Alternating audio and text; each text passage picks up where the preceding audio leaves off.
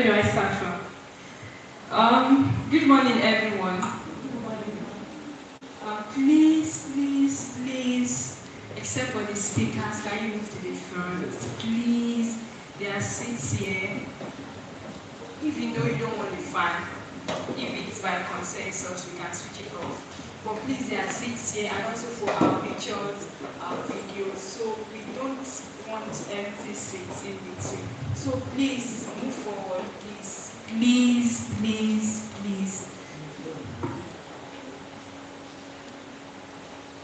So good morning, everyone. Good morning once again. I'm standing your way. Welcome, everyone. Thank you for coming. Thank you for joining. Please, can you guys see me to the front? Please. Let those who come later sit at the back. Move to the front, please, sir. My sisters who are there, please move to the front. Please let them know the empty seat in front of you. You came earlier, at least to go your African time, but please still move to the front, please. There are still 2 seats here. Are there angels sitting here? Do you have an invisible friend you brought along who's sitting here? Why are these 2 seats perpetually empty? Why? Please sit down on it. So please, move to the front, please. Thank you, everyone. Welcome once again to School for Now 2.0 in one way or the other, except the speakers who were right here on time. And a big thank you to them. Please clap your hands for them, for they came early, all of them. So we are starting now because it took us about an hour to even gather this number of people. You guys also look at the time you came. Some people came to 11 and all. And we needed a sizable number of people to start. We can't just start with 5 people or 10 people. So we need the sessions to fit into that 3 p.m. we are closing. So welcome once again to School for Now 2.0. If you were in the virtual boot camp, can you just indicate part of the virtual boot camp? The 2 weeks virtual boot camp we had back to back. Can you just okay. I see you guys. So welcome. So you already know what School for Now 2.0 is, but for those who are not aware, so School for Now 2.0 is a project focused on equipping young Africans for the future of work. We all know the age we live in right now. It requires you to upskill, to be skilled, to learn, to be fit for the workplace. Even if you want to start your own business, you still need to learn. And you need to keep up with the trends, from tech trends to AI trends, to trends in the workplace. If you were in the virtual boot camp, you would know all that I'm saying. But if you were not, you really will. But there are live videos available on the YouTube channel that you can watch. So School for Now 2.0 is actually an initiative. It's an initiative to bridge the gap in youth unemployment in Nigeria. Right now, you see, we have a bulging youth population. Over 60% of Nigerian population are under the age of 30, and very, very young people. And if you look at our education system, it doesn't adequately prepare them for the workplace, for the current, the 21st century workplace, the workplace you are going to that you are getting your degrees and graduating into and say, I want to work with this, I want to work with that. I'm not able to talk about the different trends that every day is disrupting the world of work. Please, I hope I'm not speaking over anyone's head. Can you all hear me? Can you all understand what I'm saying? So there's a lot, especially for a young person who's especially at the age of 30, you really have a lot to do to be properly positioned to earn, to survive, and to thrive when it comes to work. Even if you are thinking of starting your own business, it's not just as easy as it was then. So this is an initiative to bridge that knowledge gap, to bridge that learning gap, and to bridge the practical gap, because there is the internship aspect of this project. So we have the virtual bootcamp first for 2 weeks. This is the in-person engagement where everyone is gathered and we are seeing our faces. And of course, we'll learn, we'll have fun, we'll eat. And after this, there will be the internship placement phase. It it's not everyone who gets there definitely because of the funding and all, but some people will be selected to work with the knowledge and skills they with organizations, different organizations across different sectors. So that's the journey for Skill for Now 2.0. Who has any questions or still has anything they want to know about Skill for Now 2.0 that I didn't say? Anyone? And yes, it's for young people, particularly young people between the ages of 16 and 30. And these are focus areas: economy, literacy and skills, AI, tech and soft skills, future-ready mindset, paid internships, mentorship opportunities, and private community. And lest I forget, I must mention this. So Skill for Now is a project under Shapers Network Africa. Shapers Network Africa is a non-profit organization focused on quality education and youth employability and policy advocacy. So Skill for Now is a project under it, and this is 2.0 if you notice, which means there was a 1.0 we did last year June in Lagos 2024. So this is 2.0 that we are doing now, that we started since May, the virtual bootcamp, the in-person, and now the internship. And this 2.0 is sponsored. It's proudly sponsored by the European Union in partnership with the Global Youth Mobilization. The Global Youth Mobilization is an initiative of 6 organizations, big 6 organizations who actually give grants. I'm taking my time to explain so you can understand where we are coming from, the benefits this program holds for you, and even many more opportunities. And this Global Youth Mobilization is an initiative of the big 6 organizations. We call them the big 6 organizations. And what they do is they fund youth-led projects and projects like this. And these big 6 organizations are World Scouting, World YMCA, World YWCA, IFRC, the Duke of Edinburgh Award, and World Association of Girl Guides and Boy Scouts. Just a minute, I want to be sure I said exactly their names, because this is live and they will also be watching. So IFRC, World YMCA, World Scouting, World WCA, World Association of Girl Guides and Girl Scouts, and the Duke of Edinburgh International. So these are the big organizations, and together they have an initiative called Global Youth Mobilization, which they collaborated with the European Union and are funding youth-led projects. And Skill for Now is one of the projects they are funding. So they are the ones typically paid for all of this, plus the food, plus the all, plus even the stipends the interns will get, everything. So I think a big round of applause should actually be. Thank you so much and welcome once again. I'll definitely be speaking with you soon because I'll also be facilitating a session myself. But we'll go right into it. Started already, and the first speaker will come up now. So thank you everyone. Please enjoy yourself, relax. Yeah, we started late and it's raining, but let's keep the energy up. Very soon refreshments will go around, and all soon will be done, and we can feast, take pictures, have videos, please share your thoughts. There'll be a panel session where you can ask each of them questions. And just feel free, relax. We are here for you. And we hope you are here for us. Yes or no? Yes. Yes or no? Yes. So thank you so much, everyone.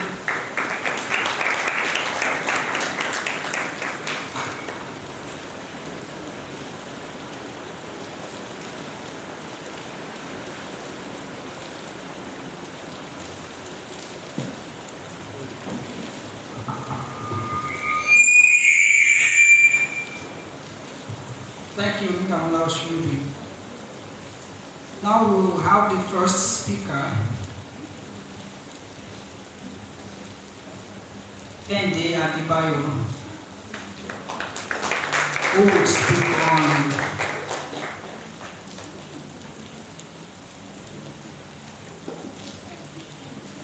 green economy and the future of work. Green economy and the future of work. Where are we going to? How is the future of work looking like now? Okay, and I will take a moment to read her profile for us.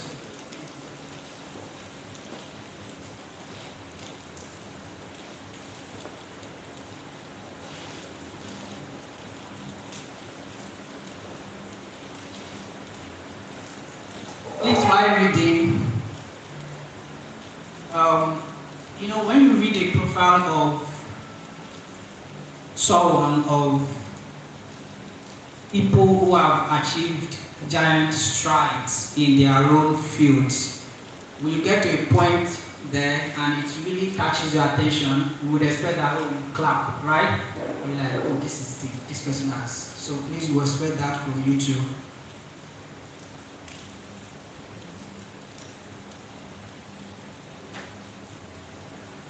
Kehinde Adebayo is a development practitioner and sustainability advocate with a master's degree in sustainable development practice from the University of Ibadan, where she emerged as the best graduating student. Her work focuses on inclusive education systems, environmental stewardship, and community-based solutions, with a certification in nature-based infrastructure and a passion for local impact. Kehinde has contributed to programs addressing educational inequality, youth and empowerment, climate resilience, as well as the sustainable development goals. She has worked closely with multi-stakeholder initiatives and government agencies to design and implement context-specific development interventions. With a strong belief in purpose-driven leadership, she continues to lend her voice to conversations that promote equity, systems change, and sustainable futures in Nigeria and beyond. At Skilled for Now 2.0 in-person workshop, Kehinde Adebayo will be speaking on the green economy and the future of work. Please join me and welcome Kehinde Adebayo, who will be speaking with us for 40 minutes.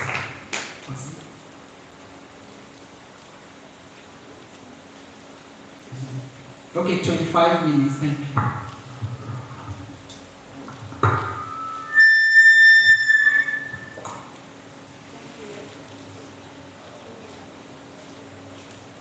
Thank you, everybody. And good morning, everyone. And you're all looking fine and peaceful.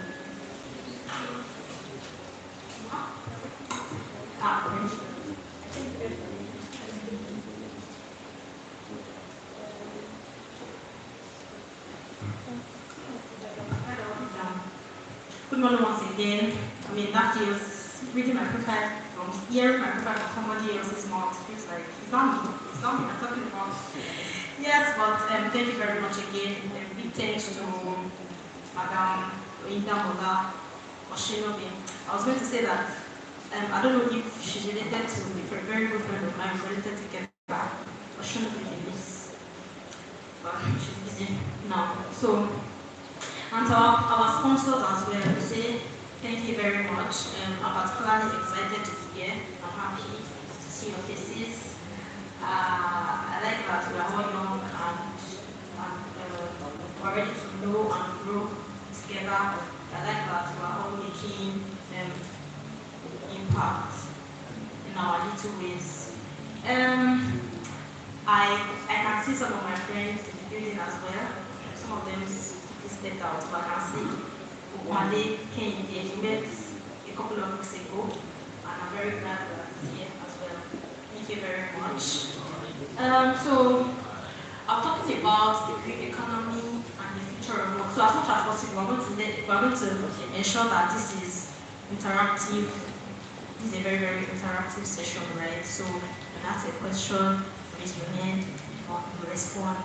That's what it's going to be, right? Are we clear? Are we clear? Yeah.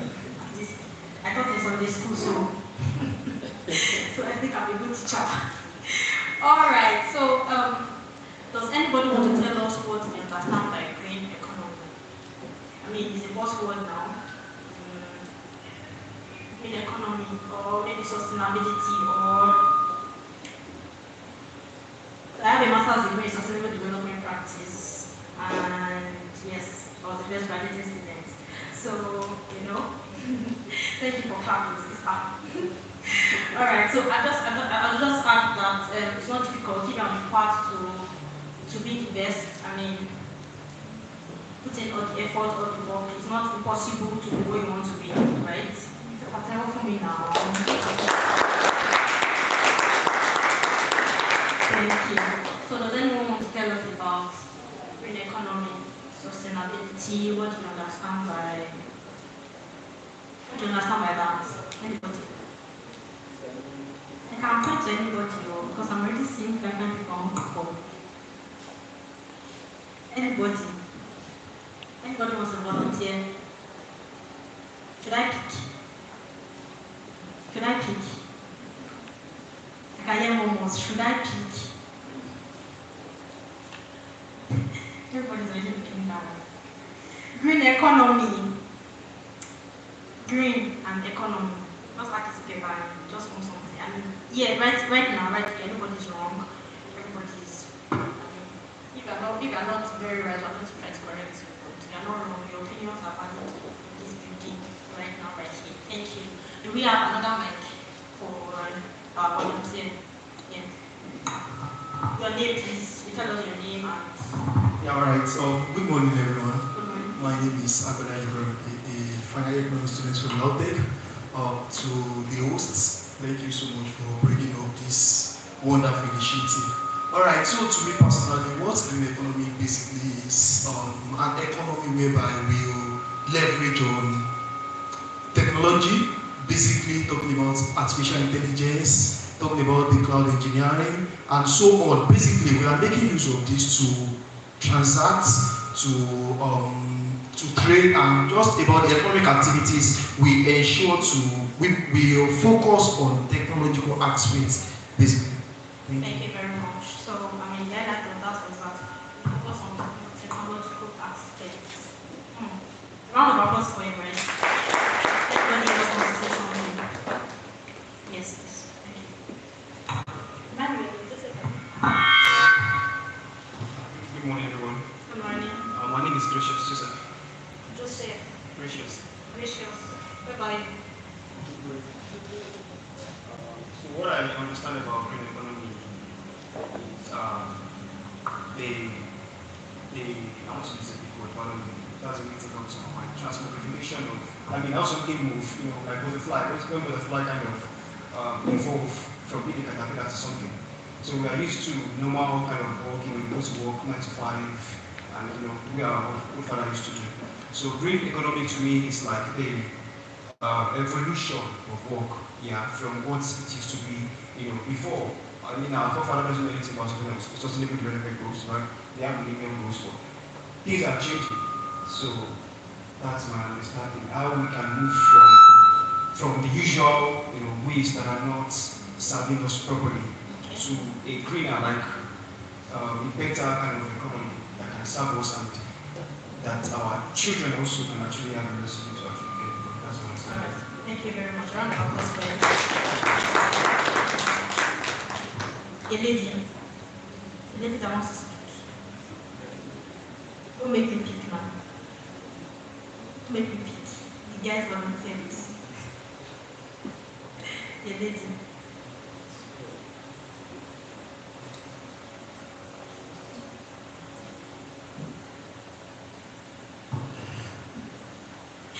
The lady should volunteer please. Because I don't want to. Okay, so I have somebody else. Yes, so good morning everyone. So my name is Ongi Kachi, and it's such a pleasure to be here. So in regards that's to spoken words. Yeah, that's what it is. yes, thank you. So in regards to the subject of the green economy and future of work, to my understanding, I think it refers to the dynamism of work, or should we talk about the growth, how work leaves the usual and then transcends into something that's more productive and something that is beyond what we have now. So yes. All right, thank you very much. A round of applause for all of that answer the question. So, well, basically, we're all right. Maybe not entirely right, sure, but we're right because actually, what we're going to be looking at, like I said, it's just like combining the two words, green and economy. So when you look outside, what is green outside? Come again? The grass, the plants, the trees, right? So that's the concept that the green refers to the environment that you are in, right? It refers to the plants, it refers to the organisms that are green. That's what green means. It is not just the color. It means that when we say green, we are referring to plants specifically, an environment where nothing has been altered, or we are trying to incorporate greenness into the environment. Exactly. Did you get that? Yes. And then economy, just like you mentioned, your artificial intelligence is coming up. We have your office work, your white collar jobs, anything you do, fashion designing, digital marketer, anything that has to do with growing the economy is what. So when you combine that, it's just like saying that I want to do my work, but I want to do it in a safe space. I want to do it in a green environment, right? I want to do it in a place where I can ensure that it's not choked up, it's safe for the human health, it's safe for me to work, it's safe for me to, while doing my every other thing I gotta do. Do you understand that? Yes. So yeah, green economy is a system that enables, that aims for sustainable development without degrading the environment. So basically, I was going to ask again that, okay, so it is one that has low carbon, it's resource efficient and socially inclusive. It focuses on sustainability, environmental responsibility, and equitable goals. So basically, what does sustainability mean? How many of us have heard about sustainable development goals? Sustainable development goals, anybody? Yes, there are how many sustainable development goals? Right now. Yes, so there are 17 sustainable development goals from zero hunger to quality education, to equality for girls, to land on water, to life on water, life on land. That's, the one that's like the loudest. Climate change, that would be goal 13, and then equality education, that's goal 4, the equality for girls, that's goal 5. Those are like, this part of the world, right? And some other clients we have maybe land on water. That's why blue economy. So okay, so let me ask you this: if green economy is referring to plants and our general what we do to make money, what does blue economy mean? Yes. I think it refers to water. Yes, it refers to water. So anything that has to do with water, life in water and the environment, because at the end of the day, that's what we're advocating for. Don't throw your Coke bottle on the floor, don't throw it in the gutter, because they end up in the ocean, and then which is bad for the life or the organisms that live in the water. So like I said it is about incorporating greenness, and greenness in this context means, so for instance, maybe I should just say this now, that when we say green economy is not greenwashing. What did I say? It's not greenwashing. And washing means W-A-S-H-I-N-G, like when you wash your clothes, not washing. Green economy is not greenwashing because we can be prone to quickly assume that whatever I do, the moment is green, like you're wearing a green shirt, that means I'm doing green. Green economy, because like this building now, for instance, this building was isolated and maybe there was no trees, there were no trees, no plants, and just isolated that way. Then I come and say because painted in green, there are designs in green, then maybe they are practicing green economy. That's not what green economy is. Do you get that? Then what you'll be doing, that phenomenon is called greenwashing. You are vaguely identifying with green economy when that's not what you should. That's not the whole point. Did you get that? That's not the whole point of green economy. We're not what's the word now? We're not trying to associate with greenness by not putting in effort, or by just planting a tree, or by doing things that are not because is basically what green economy will mean is that maybe my shirt has been made from recycled products, something that has helped the environment to remain clean. Do you get that? Yes, so the examples include renewable energy, sustainable agriculture, green transport, waste management. An example of green transport is the CNG. Bobas. Many of you heard that Bobas has started selling CNG gases.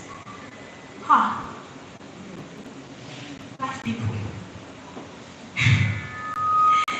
So we're saying that instead of burning fossil fuels, right? Instead of burning petrol, instead of using petrol, like using gas for your cars is a more sustainable means to use your car, right? Is that clear? Yes, next slide. Did you get that? Did you get what I just explained? Green economy, is that clear? If anybody sees you outside and says, tell me about green economy, you'll be able to. Okay, who wants to tell us about green economy? Anybody? Yes, thank you.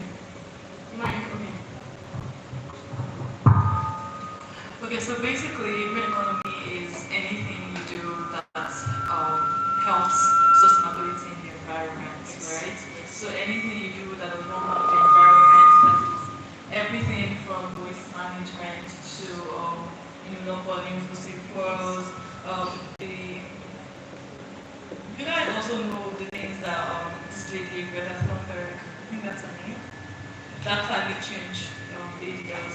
So anything that relates to how you can reduce climate change, whether it's using less plastics, whether it is planting more trees, reducing deforestation, all these kind of things. That is what. Yes. Thank you. This is more than I said. Right. So then we go to green jobs. So if green economy is working in a safe environment, right? I'm doing my digital marketing, I'm doing my collar jobs, white collar jobs, whatever you are doing. What is green jobs? What are green jobs? The definition is even on the screen already. Okay, so these are jobs that contribute to preserving or restoring the environment, whether in traditional sectors like manufacturing or construction or in new emerging green industries. Yeah, so for instance, I work with the Development Agenda for Western Nigeria Dawn Commission. It's a development tank for the 6 Southwest states. So what we do basically is we think for the region, right? So in our context, what will green economy mean to us, and how can I make, or maybe you are into digital marketing, what will green economy mean to you? How do you incorporate this? It's just like saying that whatever you find yourself doing, ensure that, remind me, okay, let's get to that. Ensure that you are conscious of the fact that you are not just doing everything because you want to do it. You are, and like I said, sustainability is providing for us now without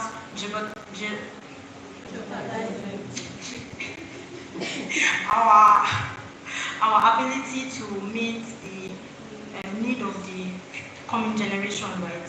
Is that clear? So whatever I'm doing now, that's is that you? Wow. Welcome. Okay, so that's whatever I'm doing now that's not contributing to the ability of the future generation to meet their needs. So that's why we're saying that don't throw recycle. Buy instead of in 2023, yes, I can count the number of places I made. Because an intangible value, yes, so an intangible value because you could not convert it to money because I cannot pay you for the times that I've sat there to think. You cannot pay for that. But people come there to relax their mind. I mean, people have fun when they are there, but our university now decided to cut it down as far. They wanted you to build something. So basically, I'm saying that don't be like when you invest in Rwanda, right? But don't be like investing in Rwanda. So think climate resilience. The truth. How many of us heard of the LA fire outbreak? Yes, the actual fact is that climate change might not have caused it, but it sure encouraged it. Did you get that? It might not have caused it like directly, but I mean, it added to how long it lasted. The dry wind that was blowing, it contributed to it. So I think it's changing everything, transforming everything. Now, sorry, as of now, we're supposed to be having corn. Yes. At the moment, we're supposed to be having corn, like not the one that you not to buy one and the second one is 300 you like normal proper harvest of corn. But now our rain just started like we're just entering rainy season, right? We're saying that it's clear, it's plain and simple that things are changing for us and we need to do something about it. Then we have countries and corporations who are adopting net zero goals. I was supposed to talk about this of my time. Net zero goals. Net zero goals simply means that that you work to mop up back the amount of carbon that you release into the atmosphere. So for instance now, Coca-Cola or waste generally, maybe not this carbon. Coca-Cola will give you a bottle and then they provided, how many of you have seen that? How many of you use it? That basket where you can drop your bottles. Yes, do you use it? Yeah, that's the right thing to do. So it's like, so they are saying that net zero will mean that if I produce this amount of waste, I should be able to mop up from the atmosphere almost or the same amount of waste that I'm generating. Is that clear? So that's net zero. So when you subtract the amount produced, from the amount mopped up, it goes back to zero. Is that clear? Are you learning? I feel like I'm a lecturer. So yes, next slide. Because of time. Yeah, so the future is green. On the walls, I saw the future is now. Oh, I think I'll say the future is green. And the future is now and green. So yeah, so I was just saying that like I said, I think I've said it, no matter what you're doing, even the mechanic, allocate for just a tree. Allocate for a tree or two trees in your environment. Because those, I feel like it's part of why the older generations are living longer as well. Because we just move up, we just go smoke and on the roads, on bike, you are trying from what the exhaust and all. So then we have schemes for green economy, family facing like seeking for land is a very, very good initiative. Yeah, we have energy literacy and environmental awareness, project management and policy advocacy, innovation, entrepreneurship, and problem solving. Then we have and systems for tracking sustainability impacts. So what can we do now? Join climate network theoretically. This is one. Then take real life courses on sustainability. I mean, it's what everybody needs to. You need to know about it. You need to know about this. Very, very, very well. It's changing your life even when you don't know. That's it. It's affecting all of us even when you're not conscious of it. So then pitch, echo, innovation ideas to join. So the big question now is So in my head, I have a scenario where I go to share, where maybe I'm in an interview and then they ask all the questions and then so I come to say, you have any question for us? The question will be, so what's your plan for, well, like I said, many companies have corporate social responsibility where they try to achieve net zero that I talked about, right? So like Dangote, they probably do something about quality education, access banker, something about women, entrepreneurs, something like that. But basically right now we're talking about your environment, you're making it safe for you to be safe, for you to work, for you to live and all. So I think with this we have come to the end of my next session. Thank you very much for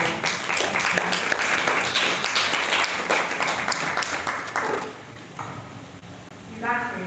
You understand me. Are you sure? Are you sure? Alright, thank you very much. Let's give our round of applause. Let's give clap and do better than that.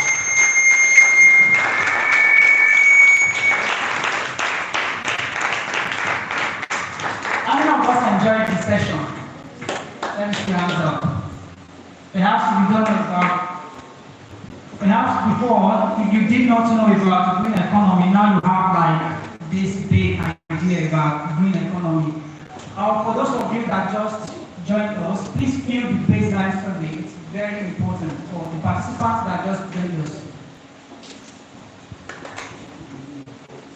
The link is not working. Please, it is case sensitive, right? Like case sensitive, they call it on capital letters and all like that. So please take note of that. If you're thinking about green economy, think about this woman, I think a woman that uses plastic tires to make household furniture, right?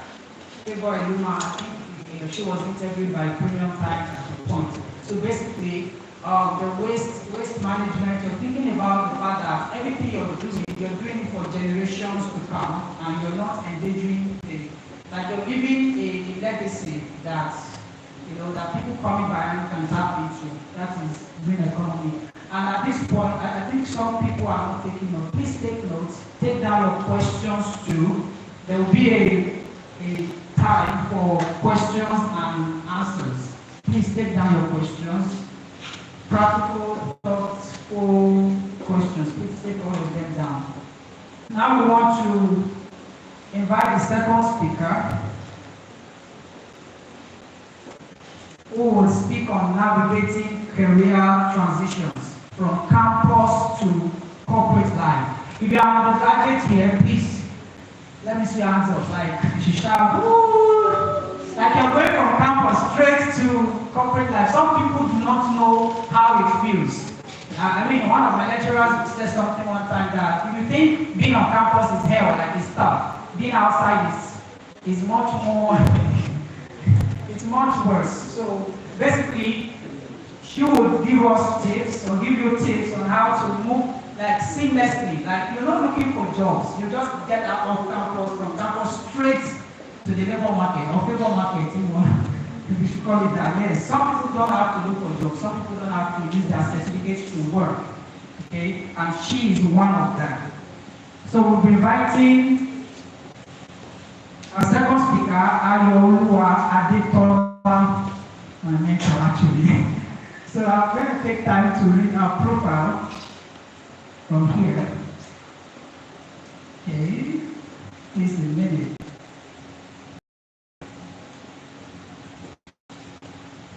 Ayoluwa Adetola is the Programs and Corporate Communications Associate at Space in Africa, where she leads corporate communications, public relations, and event management for space industry actors.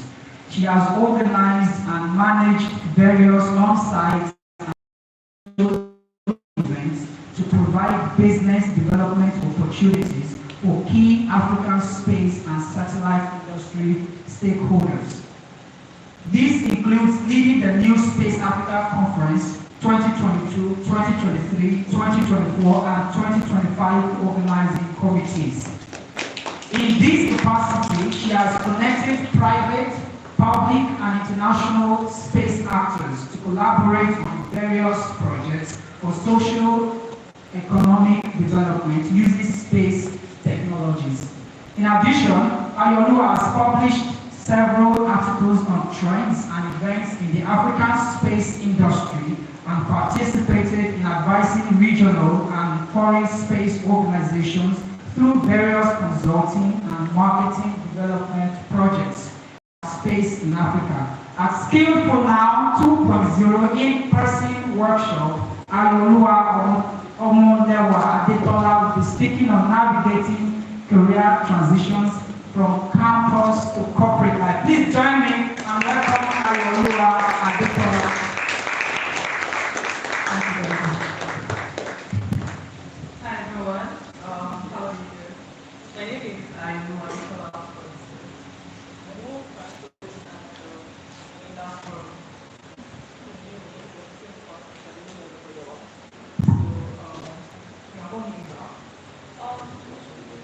I'm very, very honored to be here. Thank you so much for inviting me. It's always such an interesting thing to be with other young people my age, trying to get into people who are also trying to get into the corporate world. Today I'm talking on making a smooth transition from uni to corporate environment, right? For most of us, when we get our first jobs or when while we're working, it can be a big jump. Trying to know how best to navigate situations, whether it is job hunting, negotiating terms of employment, and getting to understand like company culture, team dynamics, and so forth. Right.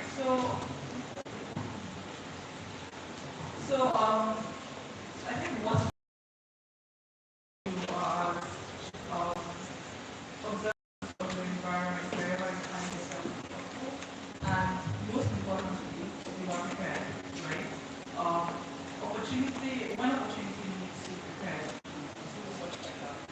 very much better in whatever corporate environment you find yourself. And that is what I hope I'll be able to share today. So,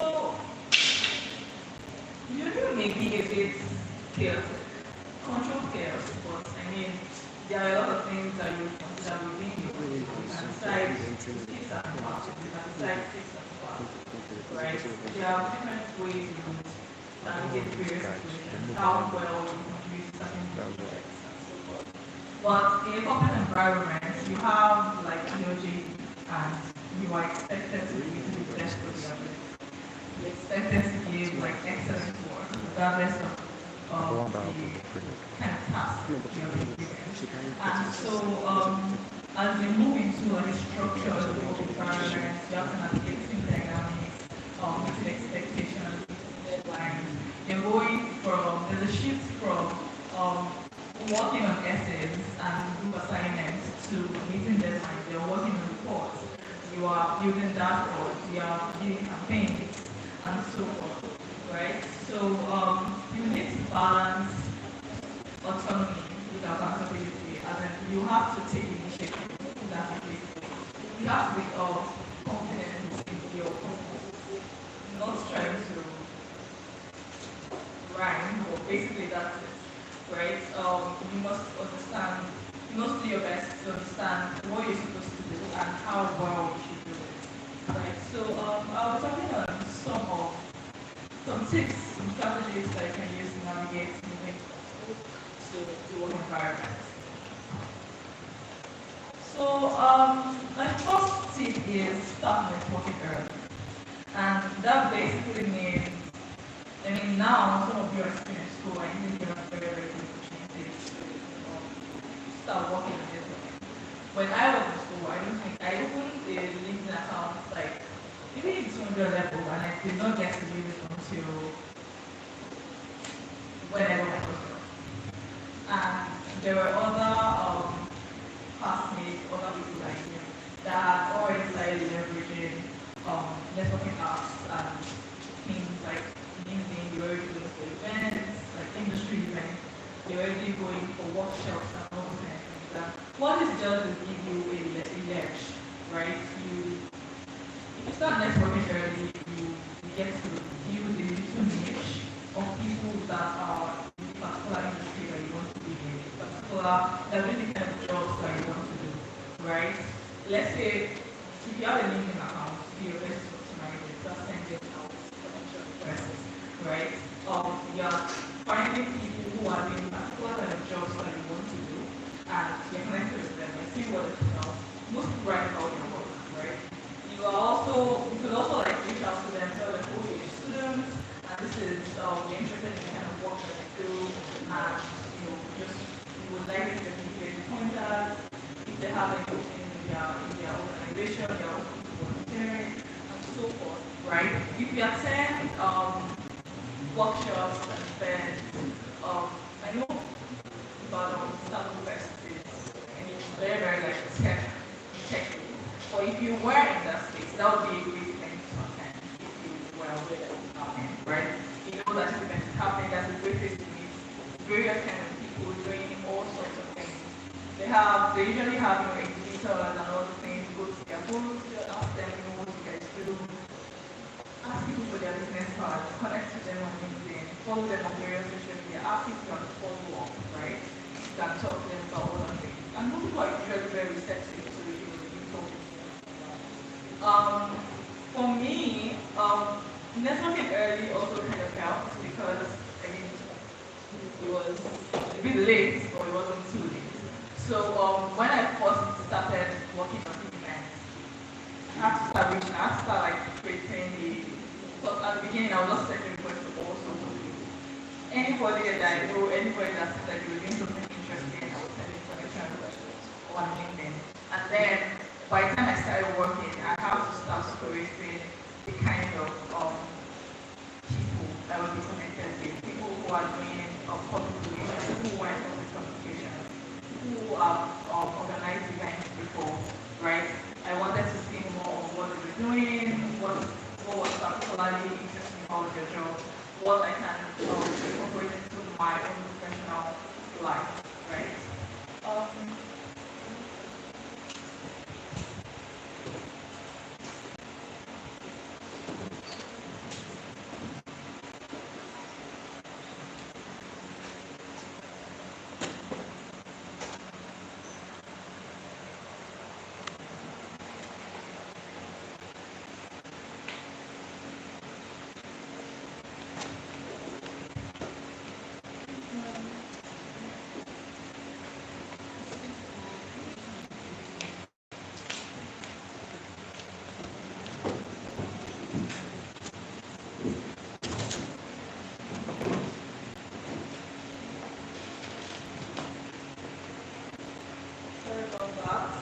My second point would be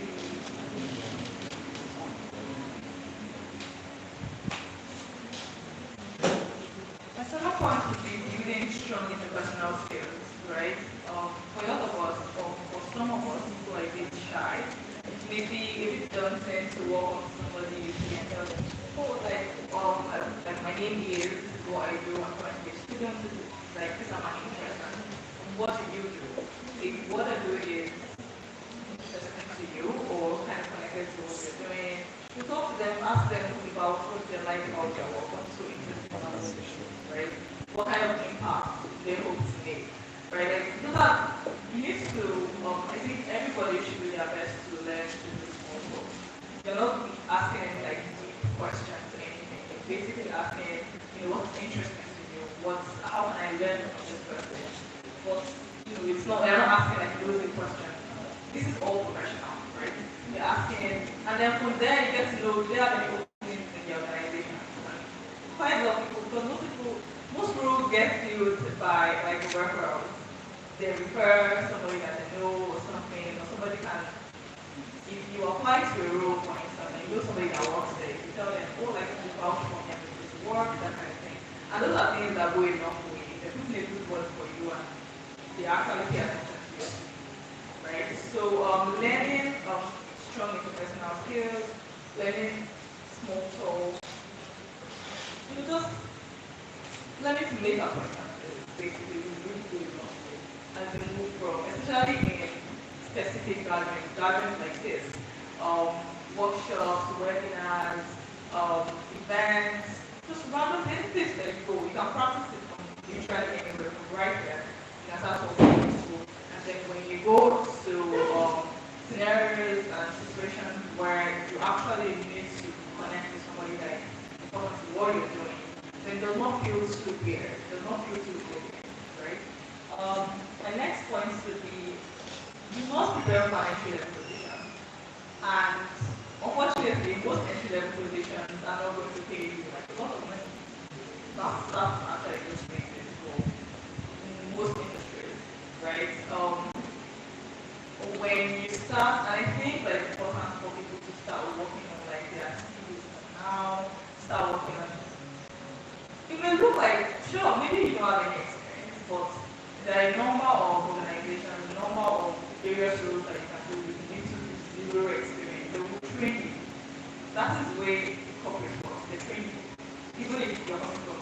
And that is, I mean, you know that people from a completely different careers to another, right? Sure, they have to go into the learning, but they also go into the so they will